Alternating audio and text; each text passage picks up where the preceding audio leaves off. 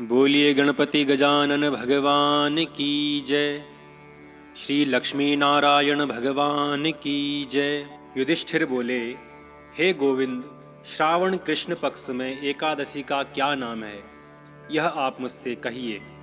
श्री कृष्ण बोले, हे राजन, पापों के नाश करने वाले इस व्रत को सुनो। प्राचीन काल में नारद जी के पूछने पर ब्रह्मा जी ने उनसे कहा था, उस उत्तम व्रत को मैं तुमसे कहता हूँ।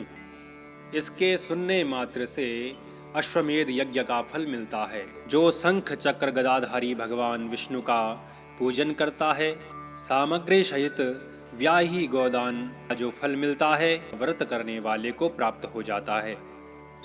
जो उत्तम मनुष्य श्रावण में श्रीधर भगवान का पूजन करता है, उसको देवता, गंधर्व, उरग, पन्नग सबके पूजन का फल मिल जाता है। श्री हरि का यत्न पूर्वक पूजन करना चाहिए। इससे बढ़कर पवित्र और पापों को दूर करने वाला कोई व्रत नहीं है। एकादशी व्रत करने वाला जो मनुष्य रात में जागरण करता है, उसको भयंकर यमराज दिखाई नहीं देता, न उसकी कभी दुर्गति होती है। तुलसी के पत्तों से जो हरि का पूजन करता है, वह सभी पापों से ऐसे दूर रहता है जैसे कमल का पत्ता पानी से दूर रहता है।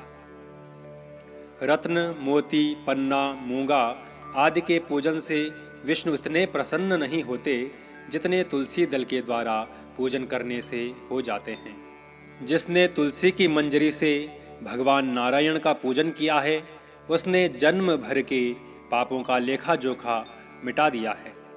जो तुलसी दर्शन से सब पापों को दूर करने वाली, स्पर्श करने से देह को शुद्ध करने वाली, प्रणाम करने से रोगों को दूर करने वाली, सींचने से यमराज को डराने वाली, तुलसी का पौधा लगाने से भगवान के समीप पहुँचाने वाली तथा भगवान के चरणों पर चढ़ाने से मोक्ष देने वाली है, उस तुलसी को नमस्कार है।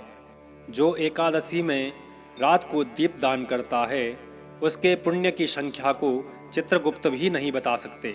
एकादशी के दिन जिसका दीपक भगवान के सामने जलता है, उसके पितर स्वर्ग में जाकर अमृत पीकर तृप्त हो जाते हैं। घी अथवा तेल से दीपक जलाने वाला मनुष्य करोड़ों दीपकों से प्रकाशित होकर सूर्यलोक को जाता है।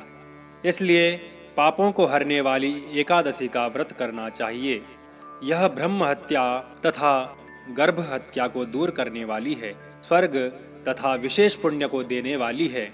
मनुष्य श्रद्धापूर्वक इसका महात्म्य सुनकर वैकुंठ को चले जाते हैं। इस दिन तुलसी को मंजरी के सहित भगवान विष्णु को अर्पित किया जाता है और उसी से भगवान नारायण का पूजन किया जाता है।